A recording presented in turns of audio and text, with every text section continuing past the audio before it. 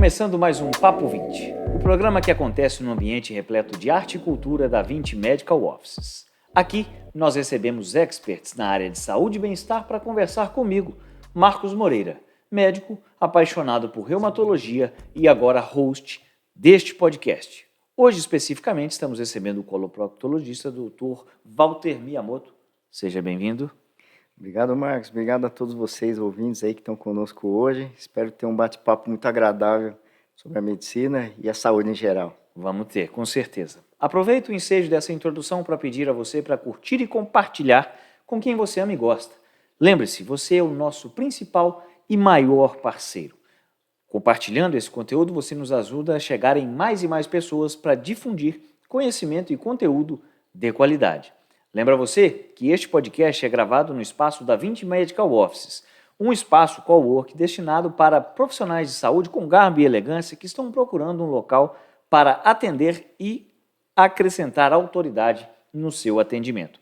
Aqui na 20, nós temos salas voltadas para o atendimento das mais diversas especialidades, não só de medicina, mas nutrição, fisioterapia, biomedicina, por aí vai.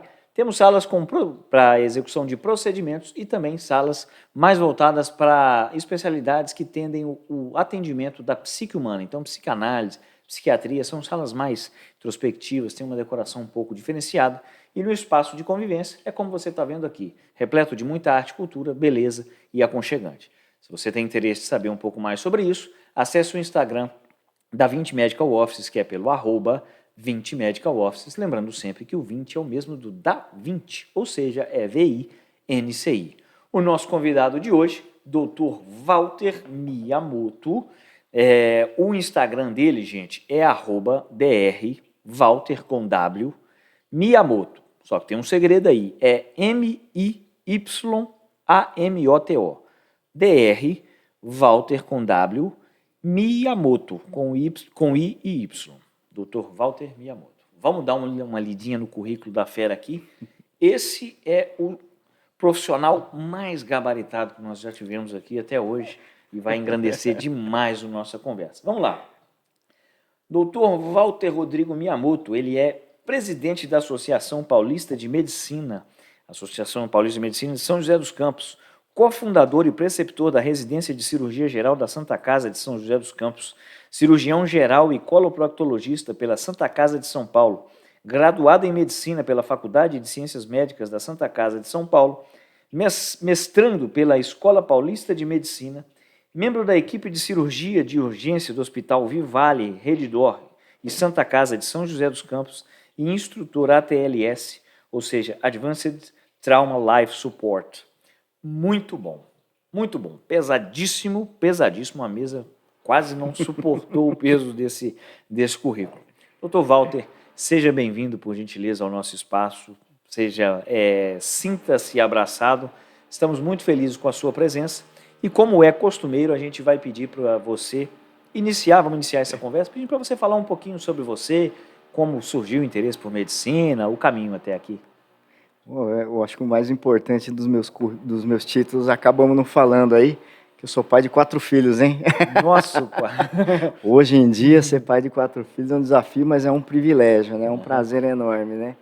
E eu queria agradecer você pelo convite, Marco, e aproveitar já a propaganda que você fez. De fato, esse espaço de vocês é muito agradável, viu? Recomendo a vocês que conheçam, acabei de conhecer. Lugar muito agradável e bem estruturado, viu? Pela gentileza mesmo. Quem fica feliz com isso é João Canteiro, o homem que fica por trás das câmeras, que é o nosso manager aqui. Mas fala um pouquinho sobre você, sobre essa trajetória bonita de medicina. Sabe que eu sou nascido no Rio de Janeiro, né, Marcos? Eu não falo muito isso porque o paulistano não gosta muito de carioca. Mas na década de 80 migrei para São Paulo, a cidade de São Paulo, onde eu me abriguei por toda a vida. Fiz a minha formação lá e depois, há 8 anos, mudei para cá, em São José, né? A minha história real de trabalho, eu acho que ela, atual até, ela começa um pouco mais na década de 80, quando a gente veio para São Paulo e eu comecei o meu primeiro emprego numa floricultura da minha mãe, aos 8 anos de idade. Então, a gente acordava às 3 da manhã, E aí eu me lembro que era muito frio. A gente ia para o Ceasa, em São Paulo, Caramba. ia buscar as flores melhores, porque você tinha que escolher as melhores no primeiro momento, e esperava até às 7 da manhã. E às 7 da manhã a gente saía recolhendo todas as flores, levava para a floricultura, limpava cabo de flor, fazia arranjos e tudo mais. 11 horas eu fazia o almoço da tropa, nós somos 4 irmãos também, e aí depois uma hora eu ia para a minha escola. Aí às 5, 6 horas voltava e começava o estudo no quartinho de cima junto das flores. E assim foi, Caramba. por algum tempo. Acho que isso não recomendo, né? Para quem tiver criança em casa. Acordar às 3 da manhã é uma coisa que para criança de 8 anos não é muito normal.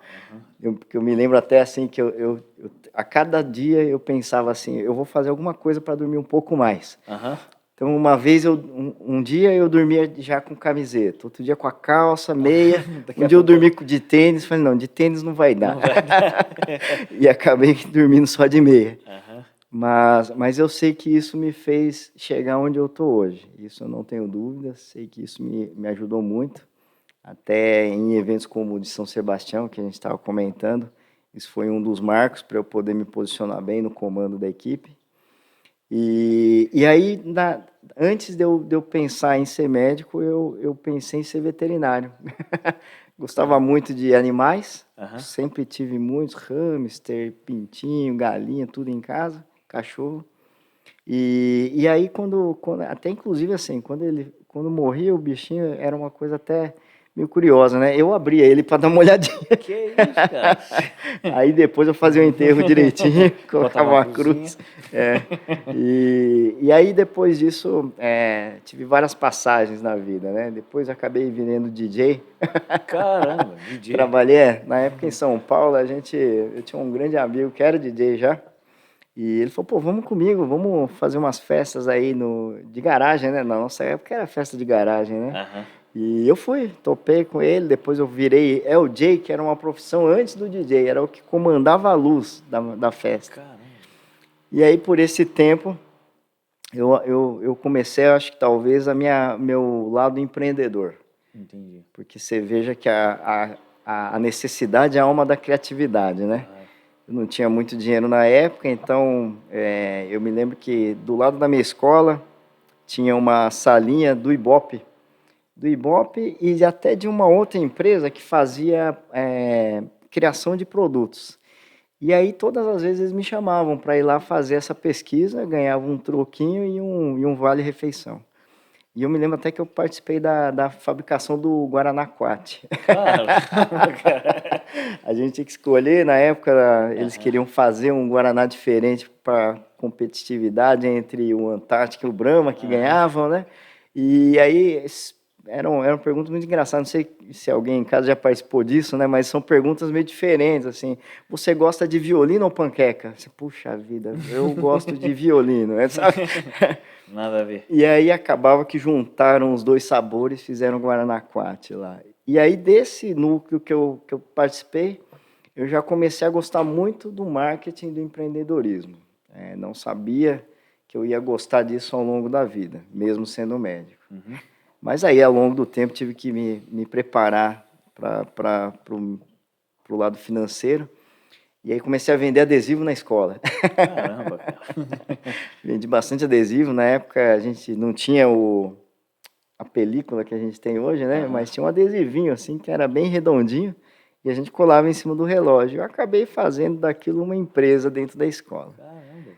E depois acabou essa fase, não tinha mais o que vender. E eu me lembro que eu brincava muito na casa do meu primo, Dani, né? E aí eu olhava o jardim dele, tinha um jardim cheio de trevo de 4 folhas, assim, né? Eu falei, poxa vida, todo mundo fala do trevo de 4 folhas, né? Que é da sorte, você não vai fazer nada? Eu falei, não, eu não vou, para mim é mato. Eu falei, você se importa de eu pegar esse trevo? Ele, não. Aí eu peguei todos os trevos, coloquei num papel, coloquei um contact, cortei e falei, agora vai dar sorte. E fui vender na escola. Caramba. Falar para todo mundo, ó, isso aqui dá sorte aí, põe na carteira. E aí lancei mais um produto na escola. Que isso, cara? Uma grande empreendedora. Foi, eu acho que já comecei assim como vendedor na época da floricultura, né? Depois como DJ, aí depois tive que fazer essas vendas de adesivos e trevo de 4 folhas. E combinou que depois de um tempo, meu irmão ele teve uma agência de publicidade, trabalhei com ele também. Então, tudo que ele tinha de evento, eu ia junto com ele, fazia entrega de revistas e acompanhava os modelos também, que tinham que fazer as ações. Mas, para você ter ideia, isso eu já até contei antes essa história, eu já trabalhei até de ajudante do Papai Noel. Já fui duende.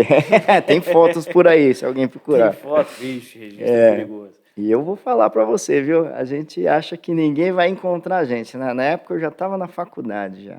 E aí era uma festa de fim de ano muito, muito reservada para os funcionários, 200 pessoas, mas da empresa. E aí qual que era o contexto? Eu tinha um Jeep, eu trabalhava de Jeep já. Então, tinha que ser um Papai Noel diferente. Então, a carroça do Papai Noel ia ser o meu Jeep e na frente iam 2 motos que iam ser as renas. Não sei quem se deu pior ali, né? Se era eu ou as renas, porque a rena eram 2 marmanjos de moto com um negócio na cabeça. E para piorar, na hora que eles iam puxando a fita lá e eles foram engasgando, aí um deles puxou a fita demais, aí ele caiu, escorregou. Caramba. Caiu na lama, a criançada tirou um sarro dele, acabou com o dia do Papai Noel. Bom, acabou esse dia, eu lembro que eu estava lá entregando o presente para o Papai Noel, esse aqui é do Joãozinho, do Pedrinho e tal, aí acabou a nossa entrega, veio um senhor, encostou em mim e falou: "Você é da Santa Casa, né?" Aí eu olhei para ele, eita, por quê? Ele falou, Aí cada coisa que a gente tem que fazer na vida para ganhar dinheiro, eu falei, E, enfim, me reconheceu, ele era da faculdade também, e foi muito engraçado, e não tenho vergonha, né? Acho que tudo faz parte do nosso trabalho. Mas acabou que depois nesse período todo, de construção, entre eu decidir parar de ser DJ e ser médico, teve um evento que foi chave na minha vida, né? Então, não sei se, para quem está ouvindo a gente, vocês têm um momento agora de decisão do que fazer na vida. Eu vou compartilhar como foi o meu. No 2º ano do colegial, eu tive um ciclo de palestras de uma escola de profissões, e aí quem deu a palestra de medicina foi o Dr. Adib Jatene, que na época tinha acabado de sair do Ministério da Saúde. Uhum. Ele estava até chateado com a história do CPMF, que tinham cortado para outros fins, enfim. Ele saindo do palco, eu fui conversar com ele. E aí, naquele dia, depois daquele bate-papo, foi o dia que me deu uma luz. Falei, poxa, isso aí é o que eu quero para mim. Não tenho nada contra o veterinário, mas eu sei que eu quero ser um pouquinho a mais, um médico não só dos animais. E aí eu decidi ser médico. Aí vem a parte esquisita da história. Fui para casa de japoneses, sabe como é que é, né? Todo mundo vendo televisão, o mais novo era eu de casa, sempre quem arrumava o contraste da TV, né? Quem tem TV antiga em casa sabe, o botão quebrou, o negócio ficava rodando, você tinha que ficar fazendo ajuste fino na TV e dava choque ainda. E aí meu pai presente que meu pai me deu, alicate de bico. Aí eu fui lá, ficava eu lá. A gente até brincava que o controle era molecular. Vai, moleque! O moleque era eu. Aí eu ia lá, fazendo aquele ajuste fino. Eu cheguei em casa esse dia, já estava todo mundo vendo televisão. E aí eu parei na frente da sala, eu me lembro até hoje. Falei assim, família, tem uma coisa para falar. Aí todo mundo virou, ficou em silêncio assim. Aí eu falei, eu já sei o que eu quero ser, eu vou ser médico. Aí todo mundo assim, e continuou vendo TV. Falei, seus safados, né? Ninguém tá acreditando em mim. Fui pro quarto, falei, puxa vida, mas eles não acreditam em mim. Pô, será que eu vou ser médico mesmo, né? Porque na época, assim, pra você ter ideia, a gente jogava muito truco, né? Criança feliz joga truco e joga bola, né? Eu falei, pô, será que eu não tenho capacidade para ser médico, né? Acho que deve ter um monte de gente aí em casa que deve estar pensando isso, né? Será que eu tenho capacidade para isso? Então eu vou contar a história, vocês vão ficar felizes e vão ver que dá certo. Bom, moral da história, eu ruminei 2 semanas. Fiquei pensando, pô, será que eu vou, não vou? Não quer saber? Agora eu tenho que decidir. Ou eu vou desistir e vou para trás, ou eu vou 300% mais forte para cima. Então eu vou para cima. E aquele dia eu decidi ir para cima. Comecei a estudar de verdade. Pedi para o meu pai até de mudar de escola. Ele me mudou de escola. Achei outro parceiro de truco. Só que esse parceiro era melhor. Nova escola, velhos hábitos. Esse aí, ele era diferenciado. tanto assim, ele era muito bom em matemática, o Rui. Só que ele não era só bom, ele era muito bom mesmo. Ele tanto foi assim que ele foi campeão da Olimpíada Brasileira de Matemática, aí ele foi almoçar com o Fernando Henrique Cardoso, e depois foi Páginas Amarelas da Veja, para quem é da nossa época sabe que era uma coisa fenomenal. E aí ele foi convidado pelo MIT para poder estudar lá em Massachusetts. Ele falou, poxa, eu gostaria, só não sei falar inglês.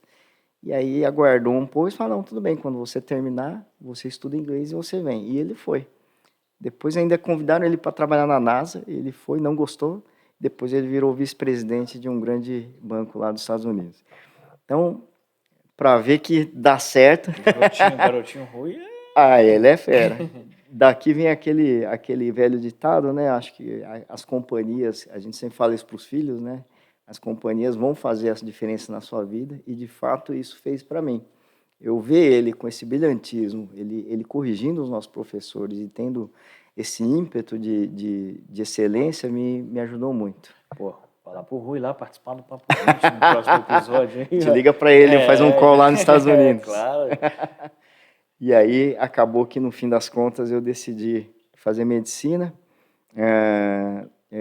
Conversei com o único médico que eu me lembrava na época, que era o meu primo, psiquiatra, e eu me lembro até hoje dele falando. Eu falei, poxa, eu gosto de cirurgia. Ele falou, pô, cirurgia você tem que fazer na Santa Casa ou na USP. Na época eram boas referências. E daí começou a minha jornada de fato. Eu não parei de estudar até entrar em uma delas realmente, né? E hoje, graças a Deus, consegui chegar nessa formação lá na escola. Poxa, uma história maravilhosa, maravilhoso. Poderia ficar contando mais detalhes aí, porque, poxa, impressionante como prende a nossa atenção, história de superação. Muito legal. E aí você, além dessa parte da medicina especificamente, a gente percebe que você, pelo currículo aqui também, você tem toda uma vérvia de líder, né? Então, líder, presidente da PM, né? Tem toda uma questão de liderança, chefe de serviço de Santa Casa. Conta pra gente de onde vem essa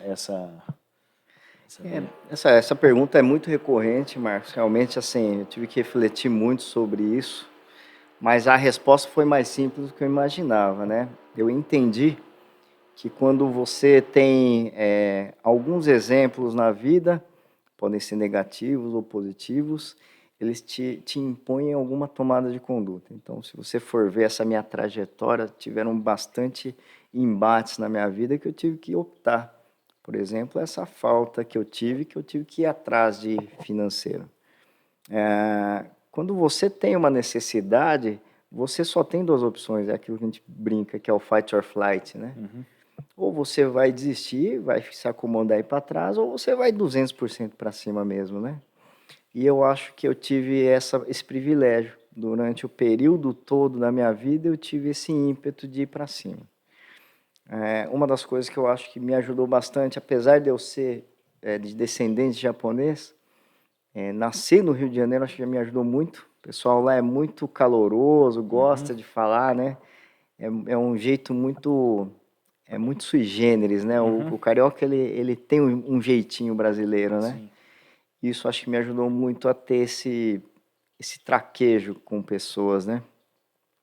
Uma outra coisa que eu sempre pensei, e isso até hoje foi talvez tenha sido um dos motivos de lembrar disso, é que hoje eu tive numa cerimônia de comemoração na Câmara aqui de São José dos Campos, de celebração dos 116 anos da imigração japonesa. E os meus avós vieram do Japão, né? No segundo navio de imigração, fugindo da guerra para cá. E daí eles foram lá para o Oeste Paulista, ficaram numa lavoura cafeeira, até que eles conseguiram sair da lavoura e ter o negócio deles. O que fica para mim, assim, eles não tinham estudo. Minha mãe foi até a 3ª ou 4ª série, se eu não me engano. Então, eu fui o primeiro a ter a possibilidade de ter estudos mesmo, superiores, agora e até em pós-graduação. Então, quando eu vejo isso, basicamente, a minha cabeça funciona assim. Eu nunca posso envergonhar os meus antepassados. Eu tenho que sempre honrar os meus antepassados. Então, o esforço é esse. Toda vez que você pensa em alguma coisa que é difícil, o meu comparativo tem alguma coisa mais difícil que a guerra? Você entrar Meus num avós vieram da navio guerra, em né? rumo ao Você desconhecido. viu? Poxa. Passar o oceano todo para vir aqui pro Brasil, um lugar que você nem tem ideia se tem índio ou não naquela época, né? Sim.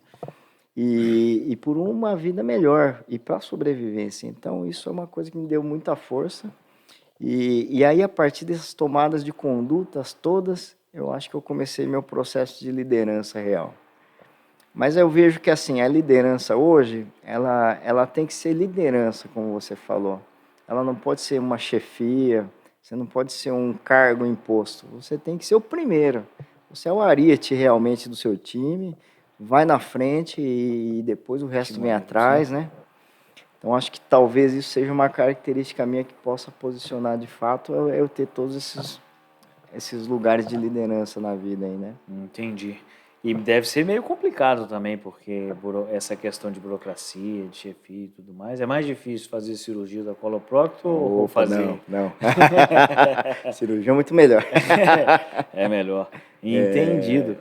Poxa, muito legal, cara. Vamos puxar um pouquinho agora para essa parte mais da área médica, depois a gente pode voltar para essas questões de vida, porque dá para ver que sua história é bem interessante, podemos voltar nisso. Mas vamos pegar alguns tópicos, obviamente eu dei uma estudada sobre sua vida, né? E eu queria falar um pouquinho sobre a vivência que você teve quando teve aquele acontecimento da tragédia lá em São Sebastião, que foi um negócio que impactou bastante o litoral paulista. Como foi estar na linha de frente lá? Você teve na linha de frente, né? Tive. Aproximadamente em fevereiro, né, do ano passado, a gente teve, não sei para quem está em casa, né, a gente teve o segundo maior dilúvio da história do Brasil em São Sebastião, na Barra do Saí.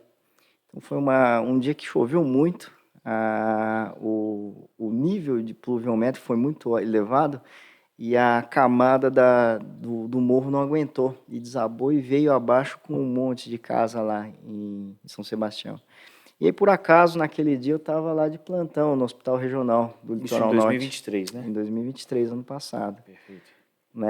Por eu ser cirurgião, eu tenho esse treinamento em trauma, mas até consigo contar um pouco mais, talvez, de onde veio.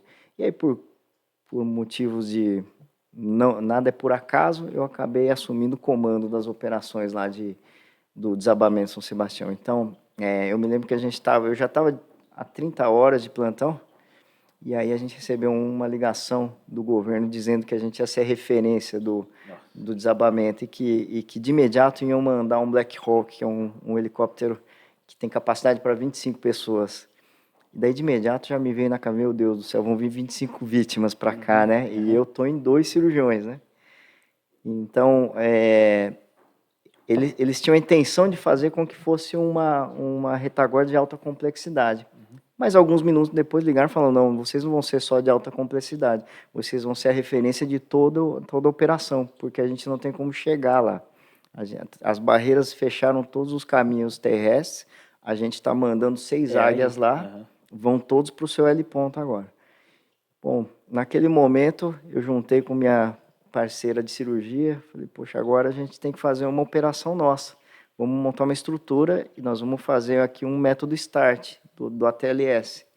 Então, chamei todas as equipes no pronto-socorro, falei da situação para eles, a gente ia montar um protocolo de múltiplas vítimas imediato, separei todas as estações no pronto-socorro de triagem, verde, amarelo, preto, etc. Coloquei as equipes em cada lugar falando qual era o tipo de vítima que eles iam receber, inclusive chamamos até o pessoal da limpeza, porque eu falei, olha, desabamento, normalmente vem bem ruim, então vocês vão ter que dar uma força para limpar rápido aí. E eles toparam na hora. E aí a gente tem um prédio lá de 6 andares, tivemos que alocar todas as vagas possíveis para a enfermaria, de imediato. Até agradeço mais uma vez a todos que trabalham lá no Hospital Regional do Litoral Norte, time excelente. A gente conseguiu 40 leitos de imediato na enfermaria, na UTI também, eles conseguiram 20 leitos. E aí liguei para o centro, o banco de sangue, de imediato também liberaram bolsas de sangue para a gente, para protocolo de transfusão maciça. E aí ficamos com tudo pronto. Naquele momento, eu me prontifiquei a ser o triador. Mas só que o heliponto, ele ia no 6º andar e a gente ia triar no primeiro. E daí vem uma grande lição que eu sempre falo quando eu vou falar sobre salvamento, né? Eu expus esse problema para o nosso time, para a equipe que estava comigo, e falei, poxa, a gente vai ter dificuldade. E aí eu fiz uma escuta ativa. Um deles, isso já é uma dica para quem busca liderança, né? Escute o seu time e coloque em prática as suas dificuldades. Ela acelera de uma maneira muito rápida a velocidade de resolução. E aí um deles falou, pô, por que a gente não monta uma segunda estação de triagem na UTI no 5º andar? Porque já está embaixo, se precisar ficar lá, senão vai para o centro cirúrgico. Eu falei, pô, legal, então vamos fazer isso. E coloquei minha segunda cirurgiã lá triando. E foi a melhor coisa que a gente fez. A gente tinha 2 pontos de triagem, eu e ela, a gente conseguia ver. E uma das coisas mais bonitas que eu me lembro até hoje, montei um grupo de WhatsApp com o Copom, com o Cobom, com o SAMU, com as lideranças, e mandei um WhatsApp lá no grupo de médicos. Falei, olha, a gente vai ter um múltiplas vítimas, quem quiser se voluntariar está sendo muito bem-vindo. E começou a aparecer um monte de gente que eu nem acreditei. Apareceu a Bia, que era cardiologista, lá do Einstein, estava conosco, ela falou assim, olha, ela veio com uma bolsinha super delicada, ela falou, olha, você desculpa, eu não dou ponto em pele há 30 anos, mas se você me ensinar, eu acho que eu consigo. Mas eu tô aqui para ajudar. Ela veio, ficou na triagem, uma cirurgiã pediátrica desceu de bermuda e chinelo, falou, olha, eu estava descendo aqui, ouvi você chamar, tô aqui, só vou trocar de roupa. 2 neurocirurgiões, nunca tivemos isso na vida, um cirurgião vascular, 3 ortopedistas, e aí pronto. Montamos um time fenomenal. Até cirurgia cardíaca a gente tinha lá. Resultado de tudo isso, né? Em 30 horas, a gente conseguiu, 30 horas de operação, a gente conseguiu fazer 24 atendimentos de águia e 0 óbitos. Mais ou menos 12 a 15 cirurgias. Foi uma operação muito bem sucedida. Eu fiquei muito feliz de estar participando disso. O diretor de lá, ele apareceu, o diretor de toda a rede. Eu disponibilizei para ele tomar conduta, ele disse, não, fica você, eu acho que você está mais inteirado disso e vale a pena. E eu achei que estaria mesmo à frente, eu assumi toda a responsabilidade e fizemos essa operação que foi muito boa. 2 coisas importantes que eu vejo desse cenário, dessa operação. Primeiro, histórias muito tristes, a gente viu crianças de 9 anos soterradas 12 horas, com o irmãozinho de 6 meses do lado, morto 12 horas, e ela falando muito normal, pô, eu fiquei com meu irmão do meu lado morto aqui 12 horas. Aqui. Uma senhora que perdeu o bebezinho, que era um neto, na correnteza, aí fraturou o pé, não conseguiu correr, viu ele indo embora, e um outro que perdeu a família inteira, que o muro desabou em cima da cama de todo mundo, era de madrugada. Então, muitas histórias tristes lá. Agora, o lado mais feliz, talvez, ou da não coincidência disso. Eu consegui fazer essa operação e essa liderança porque eu fui preparado isso pensando retrospectivamente eu vi. Na época que eu estava trabalhando, um dos empregos meus foi ser jipeiro também. Trabalhei com Jeep, eventos de Jeep, depois virei médico da Troller, de resgate off-road, em pré-hospitalar. Depois eu fiquei 7 anos no Autódromo de Interlagos também, como médico de resgate, em algumas categorias. Gostava muito, inclusive ficava com o Dr. Dino Altman lá, na Porsche Cup. E aí, nesse período todo, eu fui fazendo treinamentos de pré-hospitalar, trauma, tudo. E aí, em 2014, eu tava na Santa Casa de São Paulo, era do staff de lá, e aí eu não sei se todo mundo se lembra, mas em 2014 a gente teve a Copa do Brasil. Sim. E aí a Santa Casa de São Paulo era um dos QGs centrais de múltiplas vítimas e catástrofe. Então nós fizemos um treinamento idêntico a esse lá, só que em maiores proporções. Foi onde eu consegui fazer todo esse treinamento meu e capacitação. E naquele dia a gente foi treinado em um curso muito específico, que ocorre há mais ou menos 5 anos, que é o ADMR, que é específico para resposta a múltiplas vítimas de desastres. Aí imediatamente, tudo isso que eu fiz ao longo da vida foi o que eu implantei lá, só que em uma escala menor. Então, veja que a conclusão que eu vejo é que nada é por acaso, a gente tem um propósito, e eu vou te falar, eu sabia que algo ia acontecer maior, porque eu gostava muito disso, mas não tinha ideia que ia acontecer isso. Tanto assim que depois eu fui para minha casa, fiquei durante 3 dias ouvindo helicóptero. E a gente não tem ideia, né? Eu acho que isso é uma coisa, até assim, a gente vê muito nos filmes, né? Que o soldado volta da guerra e fica meio neurótico, né? E aquela época eu senti isso. Eu entendi porque eu não percebi. Eu voltei para casa em estado de hiperalerta total, 100%. Tudo era porque eu estava em comando de muitas pessoas, né? E eu ouvi o barulho do helicóptero, eu tinha que subir para buscar a vítima, né? E daí eu me lembro que eu voltei para casa, na volta eu já falei assim, eu tive até um momento espiritual, depois eu vou contar para vocês se tiver tempo.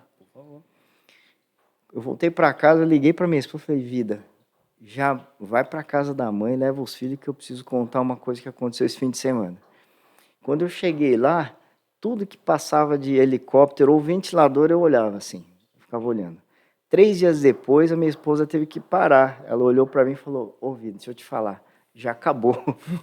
Falei, nossa, aí que caiu a ficha para mim. E aí acabou que a gente, não fiquei com traumas, mas fiquei muito feliz de estar participando desse momento aí e ter conseguido esse êxito de operação. Pô, mas agora que você deu a deixa, você vai ter que falar desse momento espiritual que você teve aí. Esse é engraçado, né? Eu não sei quem está conosco aí, né? Não sei quantas pessoas em casa têm espiritualidade. Eu, particularmente, fui sempre criado como católico até as escolas, mas nunca praticante. E interessante que nesse período, antes do evento, durante mais ou menos 12 meses antes, eu já estava estudando um pouco mais.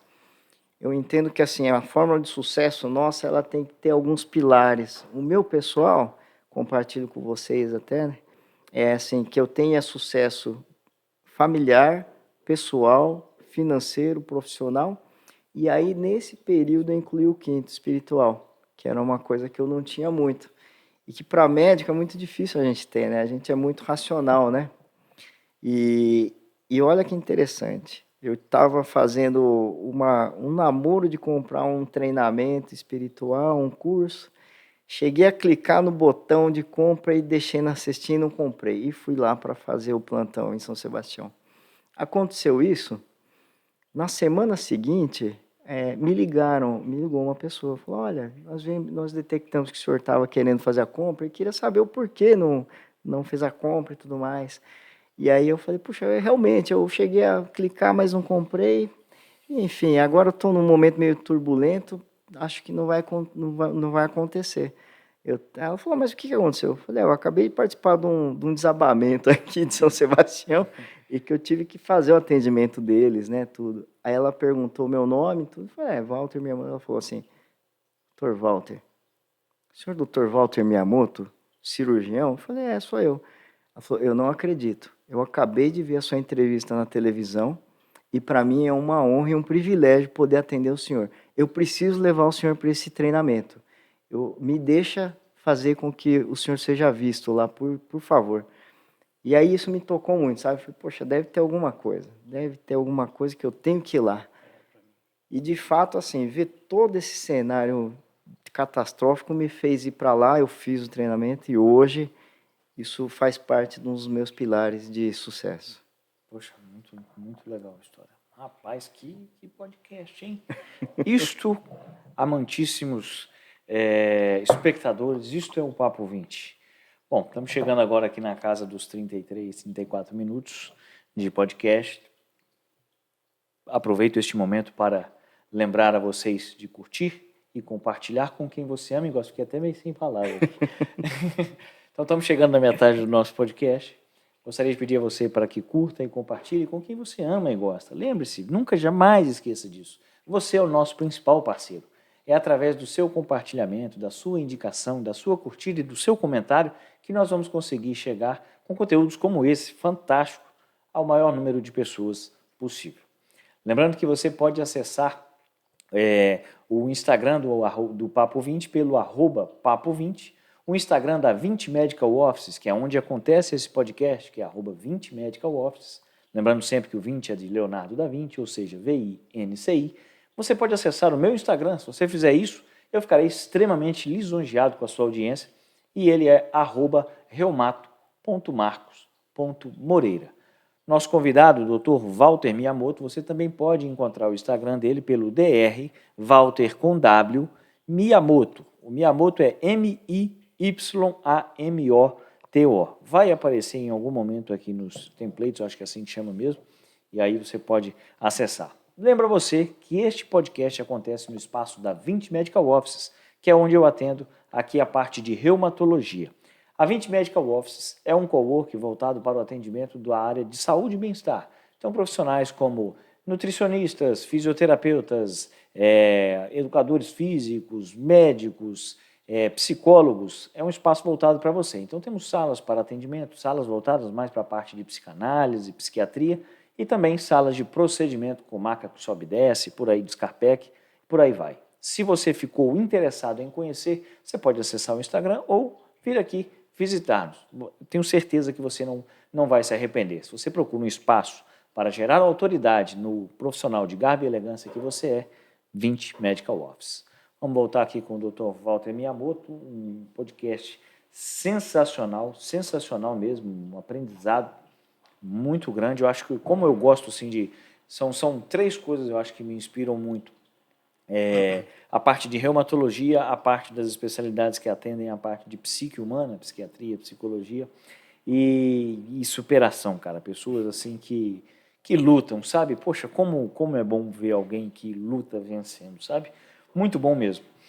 Mas vamos puxar aí para essa parte sua de formação, que é da parte de coloproctologia, e vamos colocar um tema que é um pouco controverso, né? Sobre carne vermelha e intestino. Há muitas partes que defendem, há muitas partes que falam, que julgam, e aí? Faz bem, faz mal? Tem realmente comprovação de que aumenta o índice de câncer? Explica pra gente, por favor. Super polêmico, né? Eu acho que a ideia, assim, para começar oficialmente, o que a gente tem no guideline da Sociedade Brasileira de Coloproctologia é que recomendado é que você coma 2 vezes na semana um bife da palma da mão. Então não é a palma da mão do dedo, hein? Porque tem gente que tem uma raquete em casa, né? Dá um tibune aí, né? É a palma da mão sem o dedo. Então esse seria o recomendado pela Sociedade Brasileira. A ideia que se tem é o seguinte, na verdade, a gente sabe que tudo que tem sobrecarga no intestino dá problema. Então, não é só a carne vermelha, mas tudo que a gente faz com que tenha aceleração das células proliferarem, multiplicarem, pode dar uma formação de um câncer. Então, eu costumo falar muito sobre assim, um detalhe importante sobre a carne, né? O que a gente sabe que dá muito problema real são aqueles alimentos muito salgados e aquilo que tem defumado. Isso a gente sabe que pode dar problema e isso é carcinogênico de fato. Tanto assim que as maiores populações que têm câncer no mundo é no Japão, porque come coisa quente, salgada, e no Brasil, no nosso sul, que é onde tem a maior parte dos gaúchos, onde a gente come mais churrasco. Então a gente sabe que esses são os perfis de fatores de risco.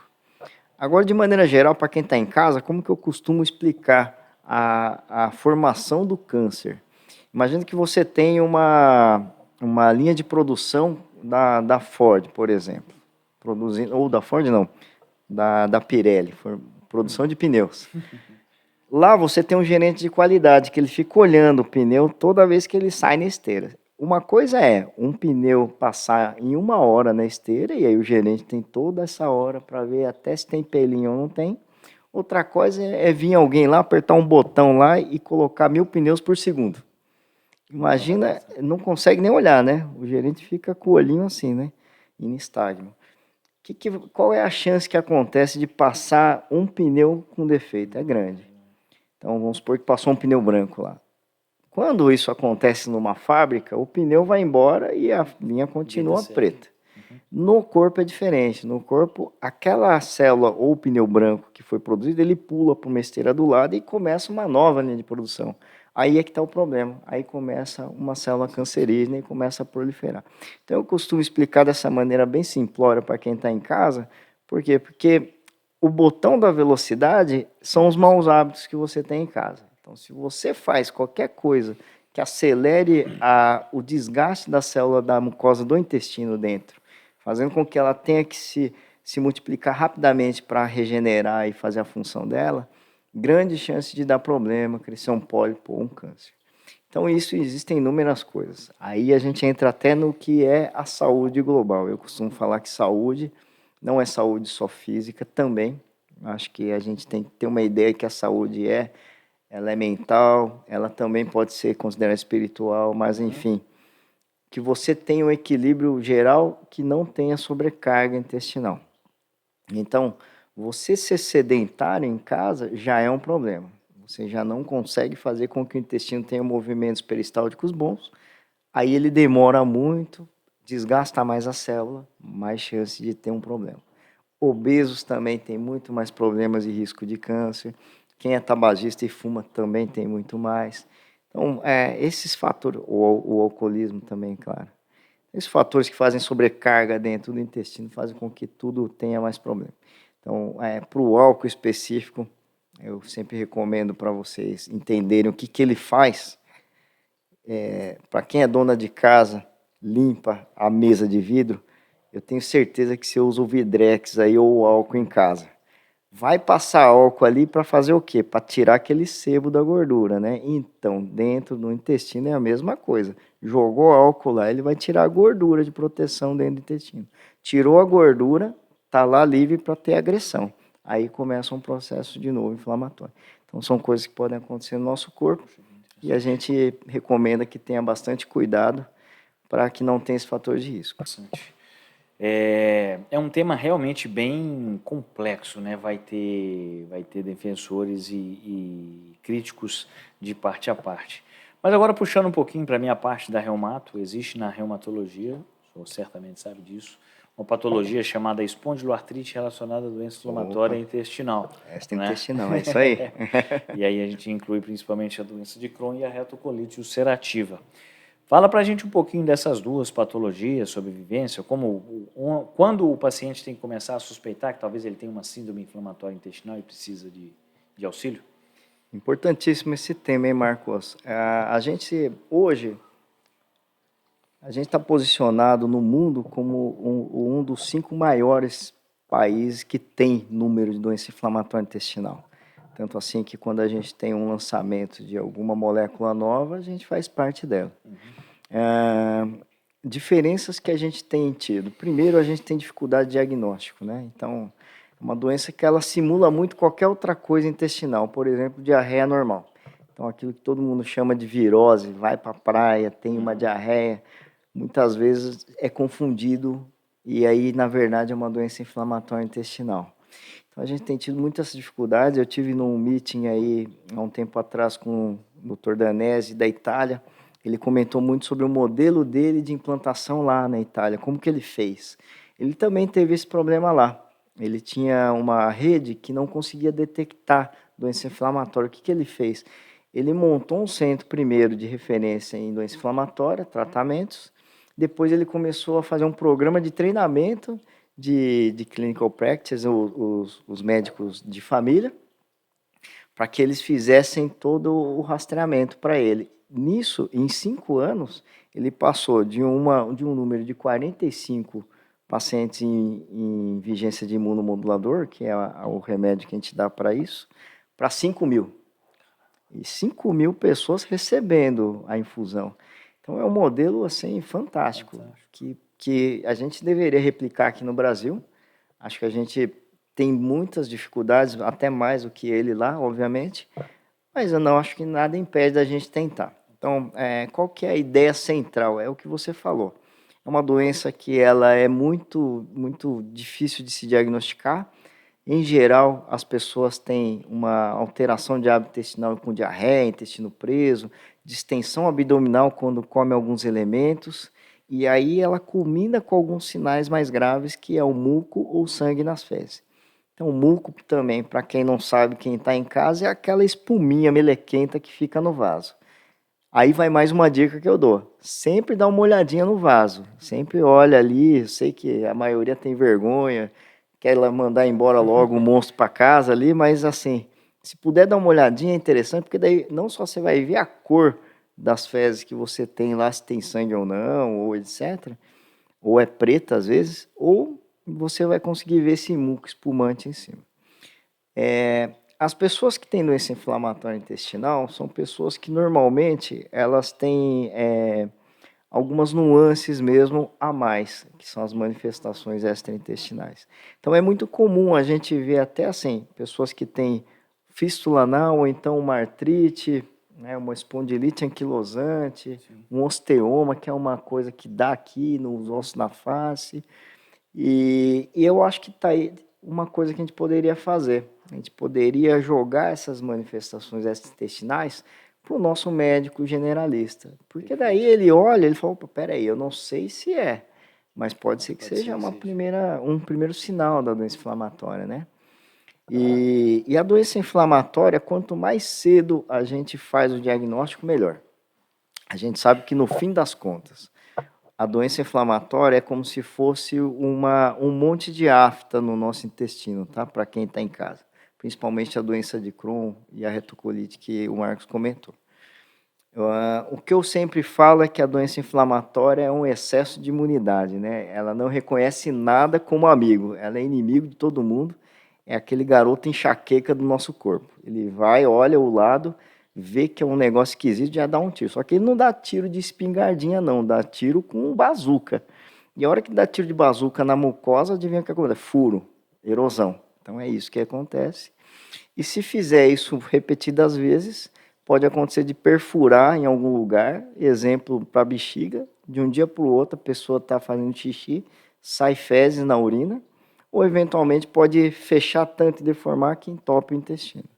Então, a nossa meta, eu particularmente como coloproctologista, é evitar que isso chegue num ponto de ser operado, né?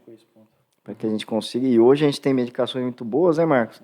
Consegue usar muitos imunomoduladores, que são imunobiológicos muito bons, né? E que estão disponíveis para todos, inclusive na rede pública. Né? Sim, interessante. Você falou que até muda um pouco o senso comum. As pessoas acreditam muitas vezes que quando tem uma patologia dessa parte imunológica, a minha imunidade está baixa, então por isso eu adoeci. Na verdade, muito simploriamente falando, é como se fosse o oposto. Então você tem uma mobilização imunológica muito intensa, gerando processo inflamatório difuso. E aí, se não houver o controle, pode evoluir para caso cirúrgico, como você falou muito bem. Né? Agora, uma questão de recomendações. A partir existe algum protocolo, alguma coisa de idade para fazer colonoscopia na população em geral, ou isso não é um fato? A gente tem uma preocupação maior quando se fala em rastreamento de câncer, né? Então, em geral, a gente fala que, no caso de câncer, claro, que a primeira colonoscopia aos 45 anos de idade. Para todos? Para todos, assintomáticos. Teve algum parente que teve câncer, um exemplo, meu pai teve câncer aos 45, a gente tira 10 anos e começa aos 35. Agora, quando tem sintoma, não. Desculpa, aí começa aos 35 e faz, para quando você tem o histórico, você faz anual, bianual? Isso, aí variam os protocolos, você pode fazer anual ou trienal, depende do que for encontrado, né, no cólon. Se você encontra um pólipo, por exemplo, eventualmente ele já tem que ser um pouquinho mais curto o rastreamento. Mas o Brasil, a gente ainda utiliza muito sangue oculto nas fezes, né? Por conta de custo, etc, né? Mas específico para doença inflamatória, a gente vai muito pela suspeita do diagnóstico. Então, a gente sabe que tem uma faixa etária por volta dos 13, 14 em diante que já pode acontecer o acometimento. Então, a colonoscopia não é comum abaixo dos 12 anos. Mas a partir dos 12 anos, em geral, a gente já está autorizado, obviamente, quando há sintomas, a gente fazer uma investigação já. Entendido. E aí, dependendo, como você falou, na parte de suspeita, vamos supor que tem um indivíduo de 16 anos que começou a manifestar algum sintoma gastroenterológico, fez a primeira colonoscopia, não achou nada de muito importante, digamos assim. E aí a recomendação é repetir depois de quanto tempo? Aí, se você fizer um rastreamento de investigação para doença inflamatória, em geral a gente dá um passo adiante com alguns marcadores, né? Por exemplo, o ANCA, o ASCA, né? Certo. Visto que realmente não tem a doença inflamatória, segue o jogo normal. Aí só quando tiver sintomas mesmo. Perfeito, maravilhoso, excepcional. E se a gente fosse elencar um causador não, um fator de risco principal para o desenvolvimento de patologias desse tipo? Doença inflamatória? Isso. E tudo que for dos Estados Unidos. É mais fácil resumir assim, né? A gente tem um sério problema de querer copiar os Estados Unidos. Obviamente que os Estados Unidos tem muita coisa boa, mas também tem muita coisa ruim, viu? Em termos de alimentação, principalmente. Então, caucasianos que são brancos já têm uma predisposição maior, e aí a gente sabe que o tipo de alimento que a gente tem com muita gordura, fritura, os embutidos, tudo pode ter um problema maior. E alguns carboidratos específicos, né? Então, é interessante que a gente tenha uma dieta bastante balanceada, com muita fibra, mas que tenha um equilíbrio melhor de carboidratos e tudo mais, né? Perfeito. Mudando um pouquinho de tema, mas ainda na parte da clínica, da parte clínica da coloprocto, quando a gente fala da hemorroida. Essa aí é a minha parte, hein? E aí, questões de hábitos, como por exemplo permanecer, eu vi esses dias, a questão de usar celular enquanto está defecando, tem tempo de duração? Fala um pouquinho pra gente sobre a experiência. Olha, eu até vou começar com uma pergunta que sempre me fazem muito, né? Comer pimenta dá hemorroida? Eu acho que isso é o que eu mais ouço até hoje. E a resposta que eu sempre dou, olha, se fosse assim, só mexicano e nordestino ia ter hemorroida, né? Com todo respeito, porque minha esposa é cearense também, mas a gente sabe que não, né? A pimenta, ela é inclusive, ela é um dos tratamentos para purida anal, né? A capsaicina, né?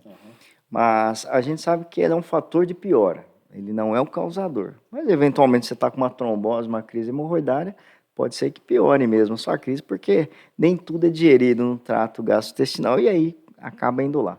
Então, o que eu sempre falo é, imagina você jogar pimenta no teu olho, o olho de cá, né? Vai arder muito, né? Então, é assim e vai ser lá embaixo, né? E aí vale para qualquer coisa. Eu sempre falo dos 3 Cs. Então, cuidado, muita atenção em casa. Se você quiser ter uma saúde um pouquinho mais natural, cuidado com condimentos, corantes e conservantes. Eu acho que esses 3 são grandes vilões nossos. Eles estão aí na indústria para poder fazer com que tenha mais sabor os produtos, ou então que tenha uma durabilidade maior, mas isso às custas da nossa saúde, né? Então, a nossa geração e a nossa época faz com que a gente queira tudo rápido, comida rápida, né? E aí o preparo depende um pouco desses produtos que vem dentro. Uma dica para quem está em casa é assim, vira o rótulo do seu produto que você vai consumir, vamos supor que você vai comer, sei lá, uma lasanha congelada lá, não sei, alguma coisa que seja de micro-ondas. Olha lá atrás e veja quantos números esquisitos tem lá. Quanto mais número tiver, melhor você ficar longe. Um exemplo, Coca-Cola, né? Coca-Cola é puro número, né? Dá uma olhadinha lá. O tamanho daquele gráfico branco que aparece com as porcentagens, né? Entendido. Mas essa questão do posicionamento também é um fator de piora, ou não, sim. no vaso? Importante, isso é verdade, né? Então, assim, você ficar com coisas que façam muita pressão vascular de vaso na pelve fazem com que você piore de fato, é um fator de risco. Então, não só isso, né? Mas um hábito que tem se feito muito. Antigamente, se lia jornal, revista, livro, né? Bíblia, via tudo no banheiro, né? Hoje, com o celular, piorou, né? Porque com o celular você pode ficar 3 horas lá que você está trabalhando dentro do banheiro, né? Então, é uma coisa que pode piorar de fato. Mas isso para todos, não só no vaso, mas para pessoas que ficam sentadas em home office o dia inteiro. Ou então o inverso, pessoas que ficam em pé muito. Então, você veja que não tem uma causa, na verdade, de posição, mas sim de status. Ficou muito estático, não dinâmico, pode dar um problema. Porque a pelve ela é como se fosse um funil, né? A bacia aqui. Então, toda a vascularização ela termina num ponto só.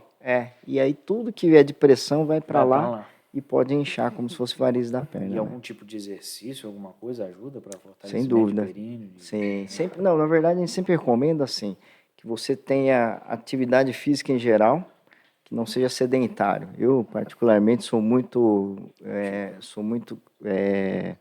incentivador da atividade física, gosto, pratico também, inclusive taekwondo, e pratico com competição. É mesmo? É. Nossa, aí sim. Em 2019, fui até campeão paulista e brasileiro, aqui por São José. E aí... Não te já vai mudar de novo aqui o nosso tema, hein? Poxa, vamos ter que fazer mais um podcast. E aí, depois eu conto essa história em um outro momento aí. E aí a gente sabe que fazer atividade física, ela dá um tônus de vascular, de vaso muito bom para nós. Então, tudo aquilo que dá muita pressão abdominal ou na pelve é ruim. Então, tem pessoas que são muito obesas, têm uma suficiência abdominal muito avantajada, podem piorar também. A gente recomenda sempre isso, sempre ter uma vida equilibrada, se possível fazer atividade física regular, que ajuda bastante ali, principalmente nessas questões aí, né? Entendi. Jipeiro, florista, DJ, LJ, como é que é? LJ. LJ, que mais? Lutador de taekwondo, presidente da Associação Paulista de Medicina, o que mais que você guarda? Vendedor de adesivo. Vendedor de adesivo, de trevo de 4 folhas. O que mais que há assim, de diferente nessa trajetória, gente? Vamos ter que ter mais pelo menos um podcast aí. Poxa, é com um imenso pesar que a gente está encaminhando para o nosso final, né? A gente, infelizmente, tem uma métrica para seguir aqui de horário, mas, olha, muito interessante a conversa. Espero que você volte mais vezes. Tenho certeza absoluta que nós o chamaremos para participar aqui. Nosso bate-papo é mais descontraído, nem sempre a gente fica falando só de medicina. Dá para ver que você tem conteúdo para falar sobre muita coisa. Gente, Dr. Walter Miyamoto, o Instagram dele é @dr Walter com W Miyamoto, Miyamoto, Dr. Dr. Walter com W Miyamoto. É isso, se você quiser acessar o Instagram. Como já é praxe no nosso segmento aqui, a gente sempre pede ao final para que o convidado ou convidada faça uma reflexão sobre quem é ele, profundamente assim, em menos do que 2 minutos. Uma tarefa difícil, mas vamos propor. Então vamos lá. Em 2 minutos, quem é Walter Miyamoto? Em primeiro lugar, sou pai de família, né? Sou muito família. Eu acredito que a gente tem que honrar os antepassados e passar um legado para os descendentes. Você ter dinheiro ou não é o que vai mudar o destino de ninguém, mas sim o que você deixa de exemplos. Isso é uma das características minhas. Segundo, eu acho que a gente tem que ter investimento pessoal em nós, eu digo, né? A gente muitas vezes se preocupa em cuidar dos outros e acha que é egoísmo cuidar da gente. Mas eu sempre falo que você só vai dar o que sobra de você, o que você tem em abundância, senão você não consegue dar. Então, eu sou essa pessoa e recomendo para que vocês em casa sejam iguais.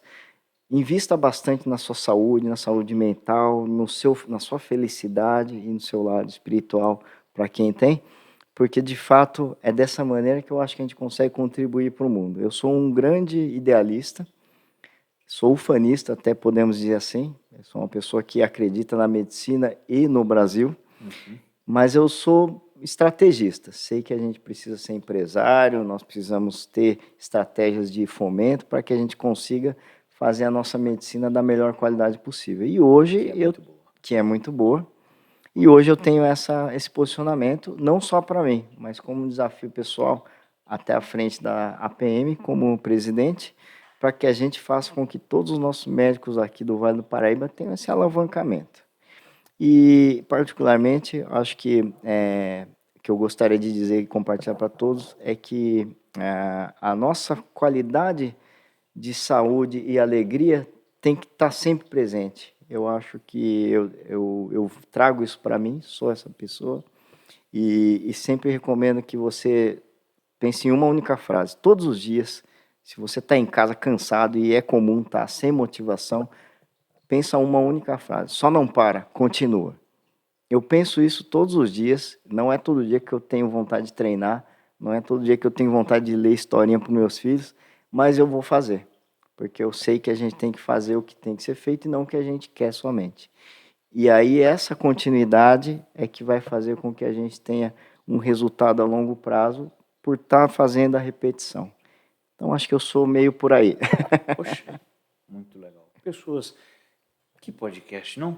Papo 20, senhores, Papo 20. Eu queria só aproveitar a sua reflexão para dizer uma coisa, porque às vezes a pessoa que está pelo lado de fora, assim, e não tem uma vivência com a parte médica, gente, medicina no Brasil, os médicos do Brasil são muito bons. Óbvio, existem exceções, como em todas as áreas, mas a gente tem profissionais assim muito bons. Tanto que isso é da sua vivência, provavelmente é da minha também. Eu atendo pessoas que moram em outros países e falam, eu prefiro ir para o Brasil e passar com o médico aí, porque aqui onde eu moro não é tão bom assim. Né? Óbvio, temos os nossos percalços, o nosso país tem os seus problemas, mas eu compartilho desse ideário também de ufanismo. Então, assim, acho que a gente precisa saber onde a gente está, mas também saber dar valor. Desculpa pela minha oração, que eu sei que não é meu podcast. E você tinha falado comigo que você queria dar um recado de um baile que vai ter. Opa, isso aí, Marco. A gente à frente agora da APM, nós estamos comemorando hoje 70 anos na nossa associação de São José. Um ano muito legal, muito feliz, em que a gente está fazendo uma repaginada na APM. Então, estamos construindo aí uma nova identidade, a gente está contribuindo mais à população, ajudando mais a unir os nossos médicos. E uma das coisas que a gente está programando para essa celebração é o baile do dia 28 de setembro, o baile do médico, que esse ano vai ser no Palácio Sunset, uma banda nova de formatura, um buffet de formatura, um bar excelente que faz a feijoada do coronel. Então vai ser um baile bem grande. Quando será?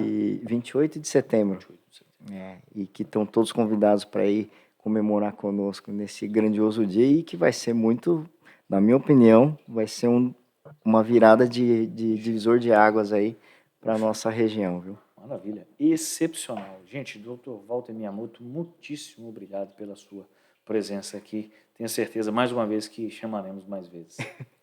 Obrigado, Marcos. Obrigado a todos vocês aí. Maravilha. Lembro a vocês que este é o Papo 20, que é um programa que é gravado na 20 Medical Offices, um coworking médico, como falamos no decorrer deste episódio. Se você quiser seguir o Instagram do Papo 20, da 20 Medical Offices, é @20 Medical Offices. Lembrando sempre que o 20 é de Leonardo da Vinci, ou seja, VINCI. Você pode seguir também o do Papo 20, que é @Papo 20. O meu, se tiver interessado, atendo reumatologia aqui na 20 também, e você pode acessar o meu Instagram pelo @reumato.marcos.moreira. Por fim, não menos importante, muito longe disso, o do Dr. Walter Miyamoto, mais uma vez, é @Dr. Walter com W Miyamoto. Maravilha? Como também já é corriqueiro nos nossos episódios, a gente sempre encerra com uma frasezinha. Às vezes são frasezinhas de efeito, você já falou uma frase muito melhor do que qualquer uma desse livro aqui, né? Mas às vezes elas são mais engraçadinhas, mas seguiremos aqui o nosso padrão. E vamos com uma frase hoje de Charles Wadsworth, que é um músico americano. Quando um homem descobre que seu pai tinha razão, normalmente já tem um filho que o julga um cara errado. É isso. Uma reflexão profunda. É isso aí, galera. Este foi o Papo 20. Lembra você que a gente tem episódios novos todas as quintas-feiras, às 8 horas da noite. Espero você aqui neste mesmo canal. Curte, compartilha aí. Valeu!